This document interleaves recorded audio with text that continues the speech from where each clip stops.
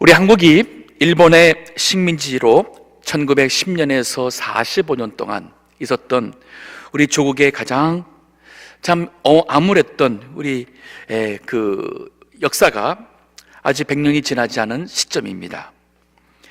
우리 한국이 일본과의 무슨 큰 전쟁에 져서 우리가 항복한 것도 아니고 점진적으로 소위 우리나라가 일본한테 흡수가 되어버렸습니다. 그 과정에는 우리 조선의 많은 한국 사람들 중에 이미 나라를 팔아먹었던 그런 위치에 있던 사람들이 있었어요. 즉 우리가 힘이 없으니까 외부의 세력을 막지도 못한 것도 있지만은 힘이 없었던 가장 큰 이유는 내부의 분열과 그리고 내부의 이러한 잘못된 사상을 가진 사람들이 있었던 것이 결국 나라가 망하게 되는 원인에 보이지 않는 무너진 성벽이었습니다. 사실 이 예루살렘 성벽을 짓는다는 것은 굉장히 역사적으로 의미가 있던 사건이었습니다.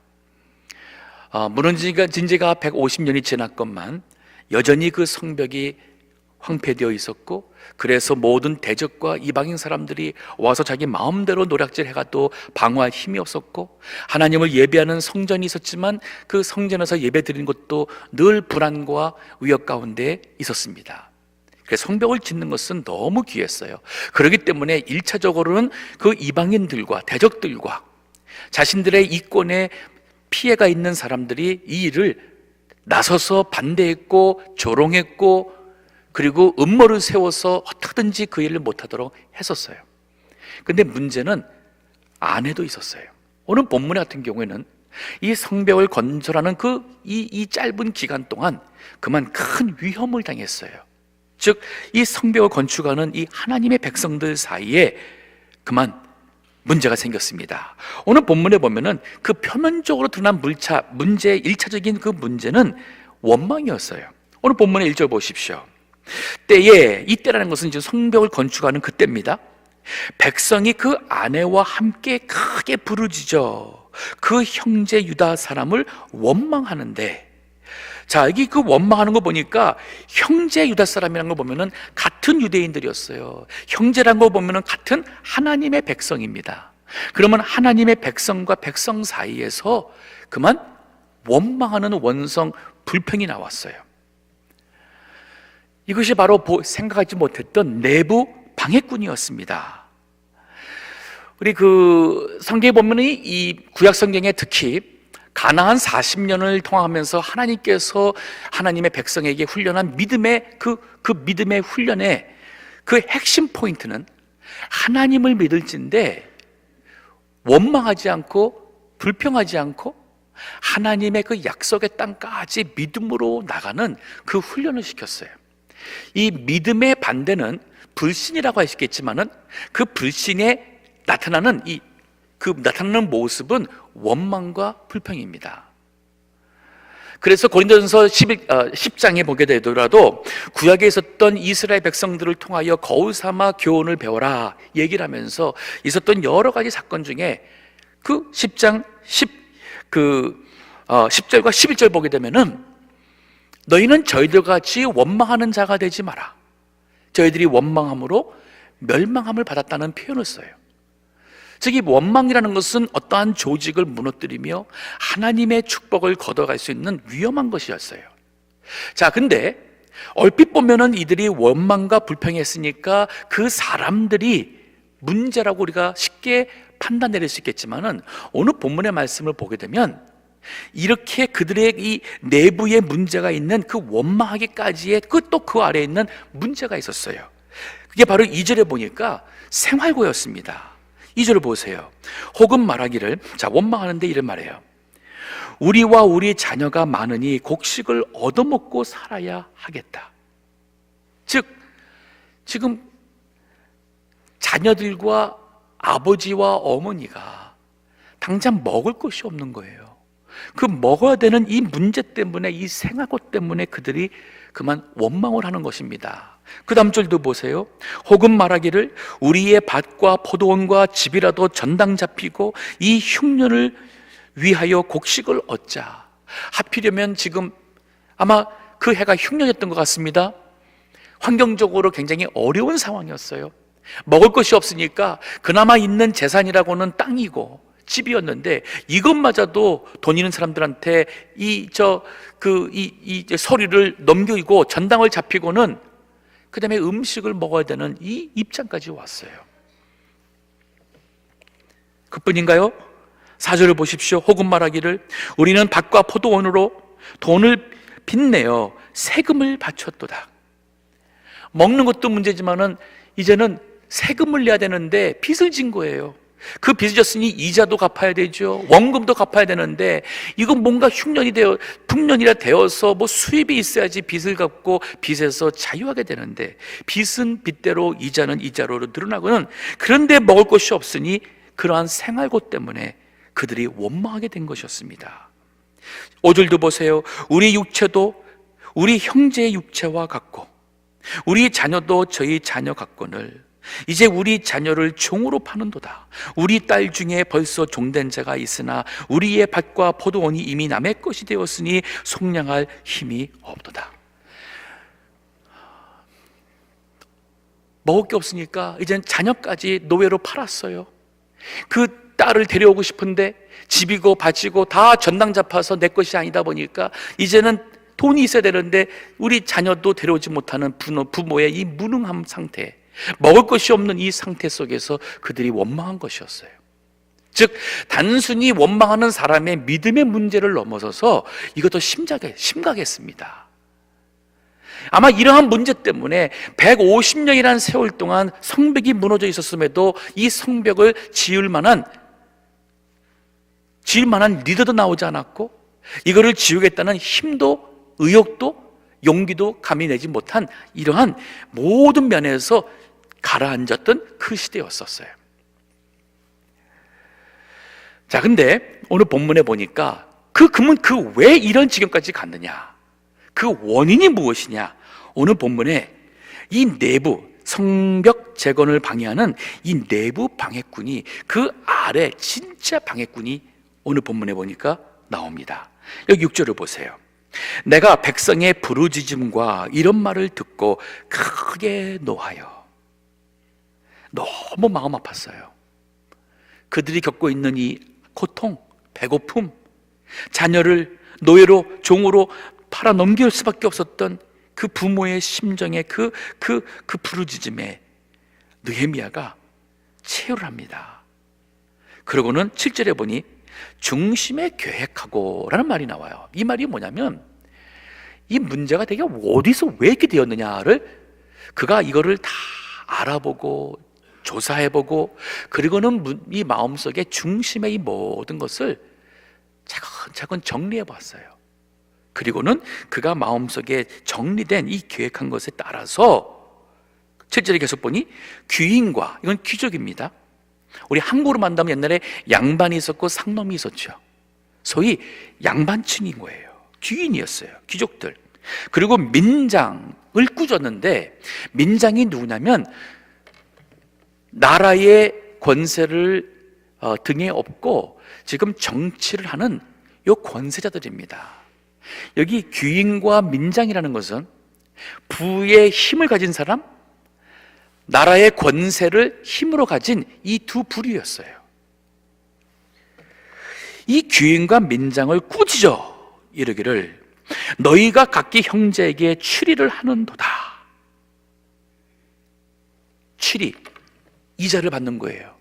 정당한 이자가 아니라 이 고금리, 높은 이자로 그 어려운 상황 속에 흉년을 맞아서 살기가 힘든 그 사람들한테 집을 갖고 와라, 담보로 내라, 땅 갖고 와라, 너 자녀 있지 않느냐, 딸 종으로 내놔라 해가면서 돈 있는 사람들은 그걸 가지고 이 약한 사람들의 부를 뺏어가며 재산을 빼앗아가며 자신들의 부는 계속 축적해 나가며 높은 이자로서 그들이 갚지 못할 때마다 다른 것을 더 짐을 지어서 그들은 계속 부자의 이 힘은 세워나가는데, 이 가난한 사람들은 가난한 채로 있는 이 영적 육신적 모든 면에서 이 어려운 가운데 있도록 방치한 원인이 바로 뭐냐? 귀인과 민장이었어요. 여기에 진짜 문제가 있었어요. 이걸 오늘날은 뭐라고 말할 수 있을까요? 이 오늘날로 말한다면 우리 세상적으로도 마찬가지입니다. 우리 한국이 일본한테 넘어갈 때도 결국 백성들이 무슨 잘못이 있겠어요? 힘이 있다 하는 권세자들이, 돈을 가지고 재물을 가진 양반들이 자신들의 개인적 부와 소유와 권세와 명예, 힘, 이거를 각자가 이걸 차리려고 할 때에 그만 멸망하게 된 것입니다. 로마라는 나라는 우리 인류 역사에 있어서 가장 강했던 나라였어요. 가장 강했던 나라. 그 로마의 군대 앞에 막을 수 있는 나라가 없었습니다. 그런데 그 로마가 멸망할 때의 원인이 뭐였느냐? 그 원인을 보면은 보편적으로 역사가들이 이 barbarians, 지금의 그 독일 그 족속들 그 과거에 당시에는 그들을 야만이라고 불렀어요. 로마 사람들이 그들을 야만인, 그래서 barbarian을 불렀는데, 그런 사람들의 이 로마 이 끝 국경 이런 데서의 그들의 이 침략으로 인해서 로마가 흔들리고 하게 되는 것은 맞아요. 근데 원래 로마가 힘이 없어서 그 사람들이 진 게 아닙니다. 로마를 맞설 수 있는 군대가 없었어요. 그럼 왜 이렇게 되었느냐? 로마가 그 힘이 스스로 망하게 된 것은 바로 정치인들이었어요. 그리고 귀족들입니다. 그들이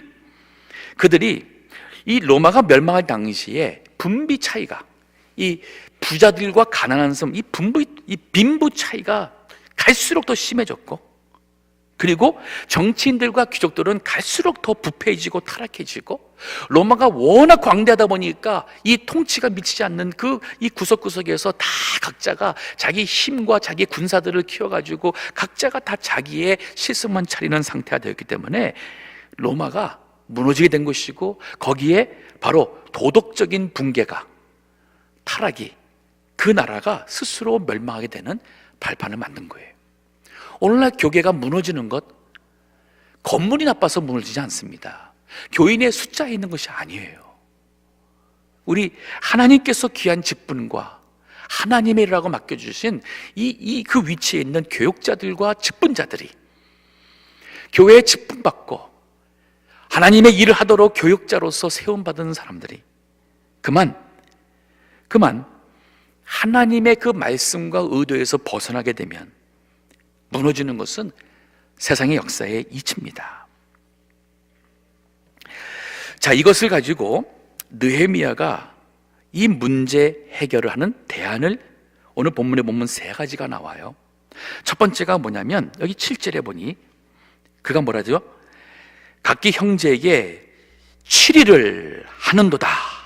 즉 너희들이 고금리 이자를 받으면서 이익을 남기며 하고 있다는 이 사실, 이게 바로 뭐냐면 이기적 탐심을 말하고 있어요. 그 이기적 탐심을 내려놓게 합니다. 그 느헤미야가 그게 말하는 거예요. 8절에 보면 이르기를, 우리는 이방인의 손에 팔린 우리 형제 유다 사람들을 우리의 힘을 다하여 속량하였거늘 너희는 너희 형제를 팔고자 하느냐? 즉 돈이 없다고, 이자를 못 갚는다고 그 사람들을 노예로 사고 팔고 하는 이 일을 너희들은 당신들은 하고 있느냐? 하나님은 이 하나님의 백성들을 약속대로 긍휼히 여겨서 그들을 그 억압받은 데서 노예 생활에서 해방시켜 약속의 땅으로 다시 오게 해서 하나님을 예배할 수 있는 하나님 백성을 지금 나라를 이루어가고 있는데, 당신네들은 당신의 그 이익을 위해서 이기적 그 욕심을 채우려고 이 악한 일을 하고 있느냐? 이기적 탐심을 내려놓게 했어요. 이게 사실 우리 기독교 정신입니다. 우리 신약뿐 아니라 우리 구약에서도 보잖아요. 우리 율법 하면은 많은 분들이 율법에 대해서 이렇게 좀 약간 이렇게 긴장된 자세를 갖는데, 율법을 보게 되면은 우리 하나님이 원하시는 그 정신이 나타나 있어요. 자, 먼저 우리 출애굽기 22장 25절 한번 보시게 되면 이런 말씀이 있습니다. 네가 만일 너와 함께한 나의 백성 중 가난한 자에게 돈을 꾸이거든, 즉 빌려주거든, 너는 그에게 체주같이 하지 말라.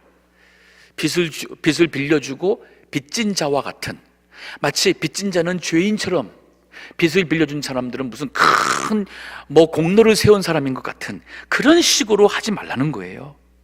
별리를 받지 말 것이며, 즉 이자, 고금리를 받지 말라는 거예요. 당시에는 지금 같은 인플레이션이 있던 시대가 아니었습니다. 그렇기 때문에 돈을 빌려줘도 1년 후나 10년 후나 크게 큰 이 화폐 가치가 바뀌지가 않았어요. 그렇기 때문에 이자 받지 말라는 거예요. 그 다음 줄 보면은, 네가 만일 이웃의 옷을 전당 잡거든 해가 지기 전에 그에게 돌려 보내라. 그 몸을 가릴 것이 이뿐이라. 이는 그 살에 오신즉 그가 무엇을 입고 자겠느냐. 그가 내게 부르짖으면 내가 들으니 나는 자비한 자임이니라. 자, 여기 같은 동료였어요. 하나님의 백성이에요. 같은 동료예요. 그런데 가난한 사람이 있어요. 이분 같은 경우는 지금 가장 기본적인 먹는 일, 가장 기본적인 생활에 이것이 필요해서 도움을 구했습니다. 그러면 나에게 여유가 있기 때문에 그를 빌려줬어요. 그럼 우리가 생각할 때는 우리는 항상 돈이 더 앞에서요.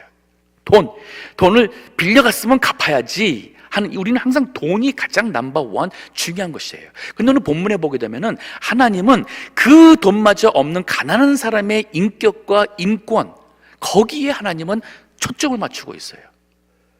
그렇기 때문에 오죽하면 빌려갔는데 이자까지 받아가면서, 그 원금도 지금 없어 빌려간 사람이니 그 갚기도 사실 쉽지 않을 텐데 거기에 이자까지 더해서 갚으라는 것은 이건 무리한 요구잖아요. 때문에 형제가 형제에게 할 때에 이자 하지 말라는 거예요. 심지어는 그 사람이 뭔가를 전당을 잡아야 되니까, 그래서 자기 있는 것에는 걸치고 있는 겉옷이었습니다. 당시에는 이 겉옷이, 잘 때는 이 옷이 길었어요. 겉옷은. 그래서 잘 때는 허리띠를 풀면 이게 쭉 내려가요. 그러면 발을 덮고 이불처럼 그 사막 기후이기 때문에 밤에는 추워집니다. 그래서 발을 덮고 자게 했습니다. 아침에 일어나게 되면은 그 옷을 쑥 걷어가지고 밟히지 않도록, 그리고 띠를 차게 되는 것이 바로 아침에 일어나서 일하러 나갈 때에 하는 것이었어요. 근데 낮에 정말 급하다고 빌려갔어요. 전당으로서 그 겉옷을 맡겼습니다. 저녁이 돼요. 그 돈을 안 갖고 왔어요. 그러면 그 사람은 그 추운 밤에 되었을 때에 겉옷이 없으니까 떨면서 자게 되는 거예요. 그러다 감기 걸릴 수 있어요. 하나님께서 여기 말씀에 저가 자기 전에 그에게 돌려보내라는 거예요. 그 겉옷을 보내라는 거예요. 왜? 그것은 그의 몸의 옷이다. 몸의 옷이다. 그가 자면서 추워서 하나님께 부르짖으면 하나님이 뭐냐면 내가 들으리라. 나는 자비한 자라는 말씀을 해요. 우리 하나님은 자비하신 하나님이라는 거예요. 가난한 사람, 어려운 사람의 그 아픔, 슬픔, 억울함, 그 고통의 부르짖음을 들으신다는 거죠. 그렇기 때문에 우리 믿는 성도들도 하나님의 자비하신처럼 너희들도 자비하라. 하나님께서 말씀하신 겁니다. 이게 우리 하나님의 백성, 오늘날 우리 그리스도인들의 정신입니다. 근데 어느 때부턴가 그만 귀족들과 민장들이 자기에게 있는 그 부로서 더 큰 부를 계속 취해가는 이 자본주의 사회, 주어진 권세로서 그 권세를 가지고 자기가 원하는 것을 누리고 취하고 권세를 행하는 이것이 살아가는 데 있어서 믿는 사람들에게도 하나의 성공의 모델이 되었다면, 우리가 신앙에 지금 세워가야 될 성벽에, 무너진 성벽을 세워가기는커녕 우리 스스로도 우리 교회에, 우리 성도들의 모임이 되는 교회도 이러한 재물로 인해서 교회가 세속화가 되고, 어떠한 교회의 직분이나 이 교역자의 위치가 마치 무슨 권세자의 위치냐, 그만 이 권세로서 뭔가를 자기의 원하는 것을 이 이기적 그 욕심을 채우려 할 때는 조직을 무너뜨리게 되는 것이에요. 그래서 우리 기도해야 됩니다. 우리가 하나님 앞에서 참 하나님의 그 은혜 받은 사람이기 때문에 우리가 은혜를 나눠야 되는 것이고, 하나님에게 참 이 사랑을 받은 사람으로서 다른 사람을 사랑하는 것은 너무 당연한 이치가 되는 것이죠. 야고보서 5장 1절에 보면은 이런 말씀이 있어요. 그 하나님께서 이 지금 조금 만한 그 말씀이 신약에도 있는데, 들으라 부한 자들아, 너에게 임할 고생을 인하여 울고 통곡하라. 너희 재물은 썩었고 너희 옷은 종먹었으며 너희 금과 은은 녹이 슬었으니 이 녹이 너희에게 증거가 되며 불같이 너희 살을 먹으리라. 너희가 말세에 재물을 쌓아두다. 보라, 너희 밭에 추수한 품꾼에게 주지 아니한 삭시 소리 지르며 추수한 자의 우는 소리가 만군의 주의 귀에 들렸느니라. 너희가 땅에서 사치하고 연락하여 도살의 날에 너희 마음을 살찌게 하였도다. 너희가 옳은 자를 정죄하였도다. 또 죽였도다. 그는 너희에게 대항하지 아니하였느니라. 오늘날 불의가 얼마나 많아요. 저도 이게 지나면서 참 우리 이민 오신 분들 때로는 영어 못해가지고 불이당합니다. 재판 가가지고 영어 못해가지고 뭔 소리도 모르고 있다가 나중에 이 판결 나오고서는 황당하게 수가 채워져 감옥 들어간 것도 제가 봤습니다. 너무 억울하게 그래서 시작한 재판인데 거꾸로 재판에서 져가지고 더 물질적 고통을 당하는 사람도 보았습니다. 신분이 합법적이 안 돼 있다고 일했는데 일만 시키고 월급 주지 않고 쫓겨내고 행패 부리면은 고발한다고 추방시킨다고 협박하며 이런 일들 참 많이 당하지 않습니까? 이게 바로 무너진 이 세상에 무너진 이 성들이에요. 이거를 세우신 사람들은 그리스도인들입니다. 주인이시면 종업원들에게 참 나도 이민 와가지고 이 아메리칸 주림을 이루겠다고 열심히 일해서 정말 나도 참 풍요롭게 내가 원하는 이 삶을 이루고자 하는 꿈 갖고 있듯이 우리 종업원들도 같이 그러지 않겠어요?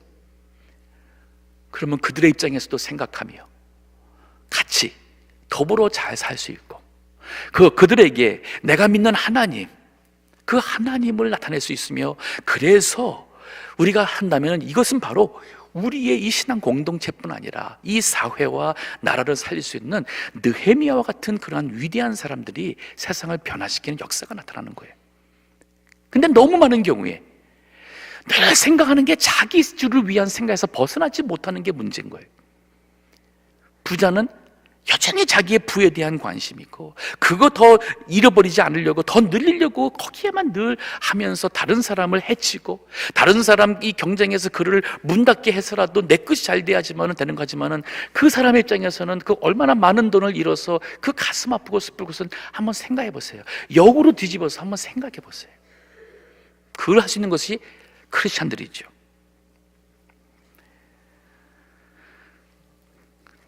이 LA에 오니까 고리대금업자들도 있는 것 같아요. 사채업자죠. 아마 이민 일찍 와서 현찰을 많이 모으신 것 같습니다. 당장 급하게 돈이 필요한 사람들 빌려주고는 뭐 이자가 엄청 세요.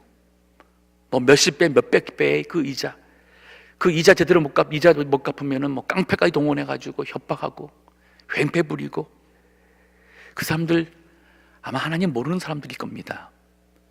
그런 사람들 위해서 정말 그들 때문에 그들 이런 일이 성행한 이 무너진 이 사회, 이 시대에, 이 세상에 신앙의 벽을 견고하게 세우고 이 나라를 바르게 세울 수 있는 훌륭한 우리 크리스찬들이 정치도, 경제도, 교육도, 또 법에도 우리 성도들이 곳곳에서 그 무너진 성벽을 세워주셔야 돼요.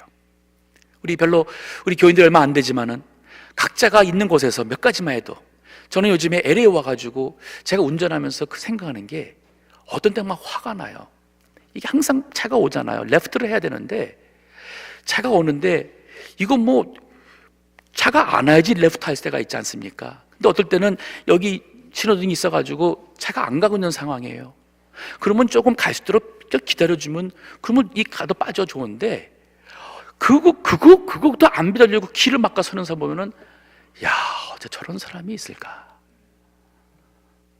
그래서 제가 저라도 안 그러려고 저는 운전하면서 그래서 일부러 내가 봐서 내가 지금 파란불 직진이라도 좀 앞에 지금 차가 있어가지고 기다리고 있고 여기서 누가 지금 이렇게 레프트 하려고 한다든지 저기서 제가 레프트 나르면 저 기다려줘요. 가라고 해요. 그럼 많은 사람들이 고맙다고 손을 들어줘요. 만약 우리 크리스찬들이 이런 거 하나만이라도 한다면은 우리 운전하면서라도 이 사회가 달라지지 않겠는가? 작은 것에서부터 우리 크리스찬들이 지금 무너져 있는 이 시대에 그 강팍하고 참 그 이기적이고 다 자기를 위한 타산으로 이 시대에 참으로 변화시킬 수 있는 것은 우리 크리스찬들이지 세상 사람들은 아니에요. 학교도 마찬가지입니다.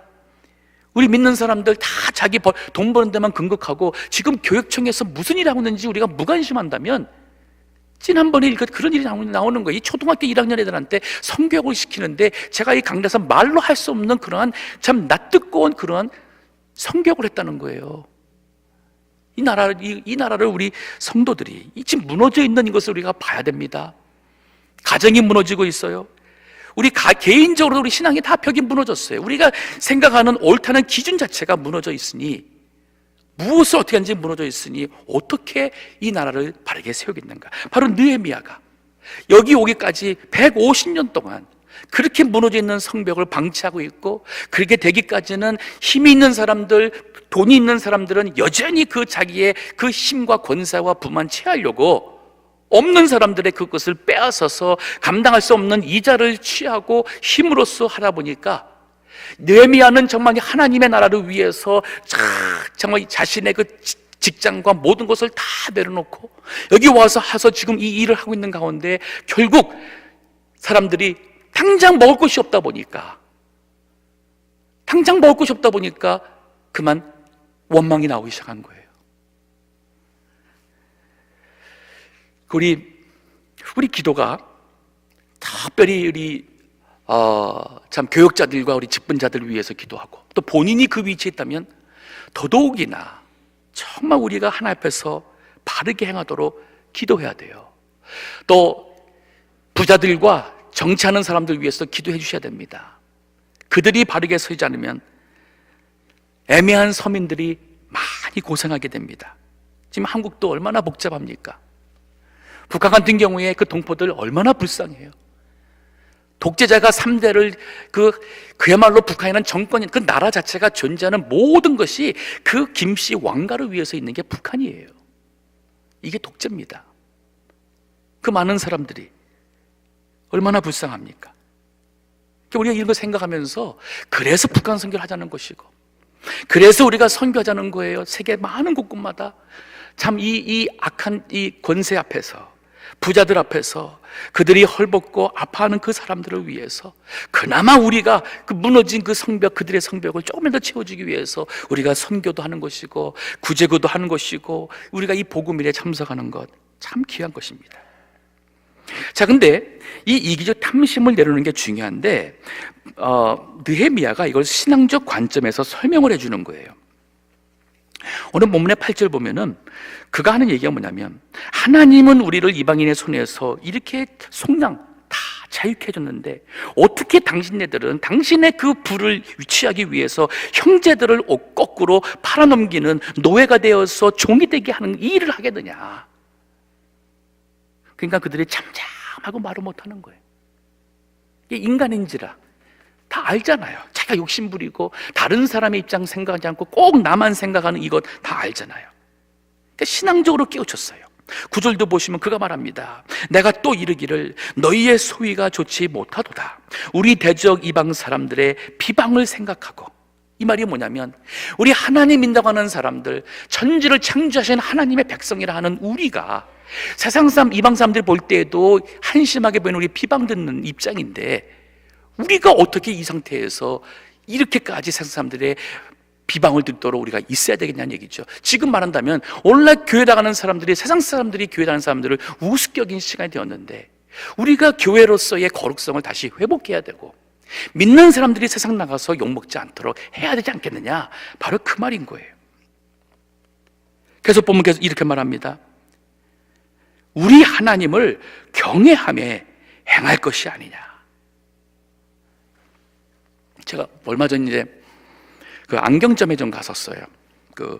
어떤 분과 갈 일이 있어가지고 가서 운전하고 가서는 거기서 좀 이제 있다가 왔는데, 그 일 마치는 동안에 제가 저기 그 소파에 이렇게 혼자 앉아 있었어요. 신문 보면서 앉아 있었는데, 근데 이 전화 소리가 들려요. 그 안경점 주인 한 사람이 어떤 분과 그 통화하는 내용인데, 내용인지 가만히 보니까 거기서 안경을 해 갔는데 잘 안 보이는가 봐요. 기대한 것만치 보이지 않은가 봐요. 그 전화를 한 것 같습니다. 근데 그분이 하는 얘기가, 이전에도 얘기한 것처럼 그 문제는 다시 안경 그 눈 검사한테 가서 다시 시력을 검사해서 갖고 오면은 우리가 해주지만, 저희는 그저 갖고 온 그 시력 그거 따라서 안경 만들어준 것 뿐이다. 잘 보이고 안 보는 거 가지고 우리한테 말하신 게 아니다 얘기하는데, 저쪽 분이 이해를 못 하는데요. 근데 이분이 얘기하면서 목사님 그게 아니라 하면서 자꾸 목사님 하는데, 그 말 들 때마다 제가 그냥 가슴이 퍽 그냥 막 섬찟 한 거예요.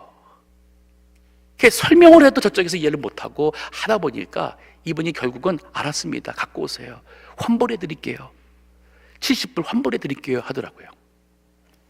아마 70불 환불한 거 보니까 아마 그 보험이랄까 이것이 좀 커버가 돼가지고 그분이 낸 돈이 아마 70밖에 안 되는가 생각이 좀 들었어요. 근데 끊고 나서 그가 옆에 있는 일하는 사람하고 하는 대화가 너무 마음이 아파요. 하는 얘기가, 목사라는 사람이 그렇게 설명해도 그렇게 이해 못하고 70불 그냥 결국 주고 말아야지 이렇게 얘기하는데, 우리가 70불 때문에 하나님의 이름과 영광을 이렇게 세상에서 먹칠시켜도 되겠냐는 거예요. 저는 그분이 진짜 목사라면 만나서 멱살을 잡고 싶어요. 목사의 타이틀을 내려놓든지, 우리가 장로의 타이틀을 내려놓든지, 권사라는 이 타이틀을 내려놓든지. 우리 사도 바울 같은 경우에는 선교 나가서 선교 나갔으니까 사람들이 모르잖아요. 헌금도 안 하잖아요. 생활비가 없잖아요. 선교비가 안 따라오니까 나가서 친히 일하면서 먹고 이 먹는 일을 해결하면서 복음을 전했어요. 그가 하는 얘기가 뭐냐면, 내가 차라리 죽을지언정, 내가 당연히 받을 수 있는 이 사례, 이것도 나의 권리임에도 불구하고 내가 이것을 주장하지 않고 차라리 내가 죽을지언정 이 복음이 방해될까 봐 그 권리를 주장하지 않았다고 고린도전서 9장에서 말하고 있지 않습니까? 이것이 기독교 정신의 위대함이에요. 이러한 정신 때문에 우리 복음이 들어가는 곳마다 가정이 살아나게 되고, 아이들이 미래에 대한 꿈을 갖게 되고, 훌륭한 리더가 되어서 나라를 변화시키고 역사를 변화시키는 것이지, 우리가 예수님 믿어가지고 나 잘 살고 사업 잘 되고 내가 원했던 성공을 이루겠다고 예수 믿는 거 아닙니다. 그게 바로 무너진, 보이지 않는 내부의 성벽이었어요. 무너진 성벽이었어요. 이게 내부에서 무너져 있으니까 외부적으로 무너진 성벽을 세우고자 하는 엄두를 내지 못한 것이죠. 우리 성도님들이 세상에 나가서 많은 거 기대 안 하겠어요. 최소한 비상식적인 일을 안 해야겠어요. 식당에서 기도나 하지 말지, 식사하기 전에 기도하고 나서 그 웨이트레스나 일하는 사람들한테 그렇게 불친절하게 늦다, 맛이 이렇다, 이런 거 왜 해요? 왜 이렇게 비싸냐? 아니, 봐가지고 비싸면 오더 안 하면 된 거죠. 오더 하고 나서 왜 자꾸 비싸다 하면 어떡하라는 얘기예요. 맛없으면 다음부터 안 가면 된 거잖아요. 우리 미국식이잖아요. 근데 우리 참 이것 때문에 지나간 다음에는 그 다음에 그 사람들이 뭐라 그래요? 저 교회 간다는 사람들이 참 너무 우리 무리하지 않고 상식에 벗어난 일을 하지 않아야 되고, 오히려 양보하고 배려하고 감사 표현하고, 이게 바로 신앙적인 관점에서 보는 거예요. 우리가 이 잘못된 것, 이기적 우리 욕심, 이윤 받는 거 하지 말자. 왜 이게 옳으냐? 하나님께서 우리를 좀 자유를 주어서 했는데 우리가 어떻게 다른 사람들을, 없는 사람들을 종 삼을 수가 있겠느냐? 하나님을 경외하는 것이 옳지 않느냐? 바로 이 말씀이었어요. 로마서 14장에 보면 또 그런 말씀이 있어요. 로마서 14장에 바로 초대교회도 이런 일이 있었습니다. 먹는 것 가지고, 즉 율법에서 그만 음식을 먹어야 되느냐 안 먹어야 되냐, 그거 가지고 교인들 사이에서 이 분열이 일어났습니다. 그때 이런 말을 하는 거예요. 로마서 14장 18절 보면 이런 말이 있어요. 이로써 그리스도를 섬기는 자는, 자, 우리잖아요. 우리 교인들, 그리스도를 섬기는 자는 하나님께 기뻐하심을 받으며 사람에게도 칭찬을 받느니라. 교회에서만 하나님께 잘한다, 열심히 한다, 그게 아니라 세상에 나가서도 사람들에게도 칭찬을 받아야 된다. 이러므로 우리가 화평의 일과 서로 덕을 세우는 일을 힘쓰나니 식물을 인하여 하나님의 사업을 무너지게 말라. 그 먹는 것 때문에 하나님의 교회, 하나님의 사업 무너지게 하지 마라. 자, 이 말씀에 우리가 아멘하고 받을 수 있는 것은 우리가 거듭났기 때문에, 즉 내 마음속에 나를 구원해 주신 하나님, 천국의 소망이 있으니까 우리는 이것이 공감이 되고 그렇게 우리가 해나갈 수 있어요. 즉 정말 주님 안에서 거듭난 새 사람, 새로운 가치관, 새로운 인생, 새로운 물질관, 새로운 비즈니스 이 퍼스펙티브, 이 모든 걸 가지고 윤리를 가지고 살아갈 때 세상이 변화가 됩니다. 그리고 오늘 느헤미야가 여기서 끝나질 않았어요. 사람들이 잘못했다 그랬잖아요. 거기서 안 끝났어요. 제사장을 불러다가, 여기 12절 보면은 제사장을 불러다가 저희에게 그 말대로 행하려는 맹세를 시킵니다. 아주 느헤미야가 아마 많이 속았는가 봐요. 말로만 안 한다고 그러고 하는 게 아예 하나님 앞에서 제사장들을 세워서 그들이 맹세케 했고, 그리고는 13절에 보면은 그가 옷자락을 떨치면서 이르기를 이 말대로 행치 아니하는 자는 하나님이 또한 이와 같이 그 집과 산업에서 떨치실지니 저는 곧 이렇게 떨쳐져 빌지로다 하며 회정이 다 아멘하고 여호와를 찬송하고 백성들이 그 말한 대로 행하였더라. 정말 이 변화가 일어났어요. 그렇기 때문에 이제 그 다음 장 6장 가서 보게 되면은 이 어려움을 극복하고 성벽 건축이 50일 만에 완성이 됩니다. 이 말은 뭐냐면 오늘날 우리 크리스찬들이 변화가 되면 교회의 우리 교육자들, 목사님들과 신학자들과 전사님들, 장로, 권사, 우리 모든 직분자들이 우리가 이 말씀대로 정말 바르게 신앙적으로 서서 변화가 되면 가정이 살 수 있어요. 우리 자녀들이 다시 교회로 돌아옵니다. 우리가 사업할 때에 그들이 크리스찬들을 보면서 그들의 마음이 하나님께 열리게 되고 복음이 이제 다시 한번 학교로, 사업으로, 이 정치로 이 복음이 스며들어가서 나라가, 미래가 살아나게 될 것이에요. 야고보서 2장 26절 보면 이런 말씀이 있어요. 영혼이 없는 몸이 죽은 것 같이 행함이 없는 믿음은 죽은 믿음이라. 여기서 말하는 행함은 믿음의 행함이에요. 이 시대에 무너진 성벽이 참 많습니다. 이 성벽을 방치하고 있자니 세상 사람들이 교회를 조롱하고 하나님을 조롱합니다. 전도가 막히고 교회가 갈수록 어려움을 겪습니다. 이제 먼저 내 자신이 신앙 영적으로 다시 바르게 세워져야겠고, 무너진 나의 믿음의 성벽을 세워야겠고, 내가 사회 나가서나 가정에서나 어디서나 또 우리 교회적으로 무너진 모름 생벽을 세우되 이 내부에 있었던, 바로 남의 문제가 아닌 나의 문제였고 우리에게 있었던 이 내부의 문제, 탐심, 이기적 이 탐심을 다 내려놓고 신앙의 관점에서 바르게 보고 실천에 옮기는 우리 모든 믿음의 성도들, 이 시대에 느헤미야와 같은 하나님의 사람들 다 되시기를 주의 이름으로 축원합니다. 기도하겠습니다.